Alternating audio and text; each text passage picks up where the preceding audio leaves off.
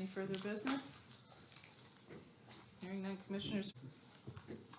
Mr. Lukasevich? Yeah, just one item. The parking staff has been noticing what they think is a lot of extra activity this year. So we just did a real quick look at the numbers. And so far this year, so going from 1 January to 4 July compared to last year, we've seen a 13.2% increase in parking revenue, of course, compared to last year, going from $362,501 to $413,931, an increase of just over about $51,000. Also, importantly, and it really talks to the number of folks that are coming to Carbon County, the parking transactions have increased well over 10%. And the so what really is, right? Parks, parking lot, and parking maintenance, right? Those costs are not borne by the taxpayer, but rather the revenue that lot is generating for us. That's all I have. Zany. Good morning, gentlemen. Morning. I know the 1st through the 4th was prioritized for Carbon County residents, season pass holder and Mock Jump Lake. How did that go? Well, I think we probably nailed our two objectives, which I would say first and foremost was to ensure the most ardent patrons of Mock Chunk Lake Park deserve this opportunity. I'd say they deserve it at least 3 times a year, not simply once.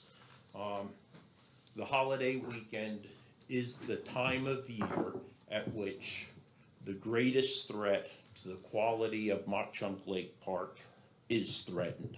And we have to take proactive measures aggressively to ensure, and I'll always use this term, we don't become Beltsville. And again, I think we've shown that we can protect it on these challenging weekends. All the reports I had, except for the vendor, who we expected would be concerned about the reduced number of folks into the park, have been extremely positive. Matter of fact, literally, just as I was walking through here, I received a message. Just want to give thanks and positive feedback regarding 4th of July. As a regular visitor, that weekend was one of the top handful of weekend experiences there over the past few years. It was reasonably busy, and I will still say so. All right, but I wanted to let you all know. All right, so that was an example of that, and I did see some other reporting on the media. The one thing I think we could have done better is really, we should inform people that memberships were available. We didn't actively pursue that. We don't believe that rangers should be selling memberships, but I think we could have had a sign up there saying memberships available, apply within, to allow some people to be vested in Mock Chunk Lake Park who probably didn't think they had an opportunity. But memberships were available all weekend long. Unfortunately, we didn't have the foresight on this particular weekend to take advantage of it. But overall, I thought it was actually really good. Would have liked to see more people there, of course, but again, at the end of the day, those most ardent supporters and patrons of Mock Chunk Lake Park had their opportunity. Yeah.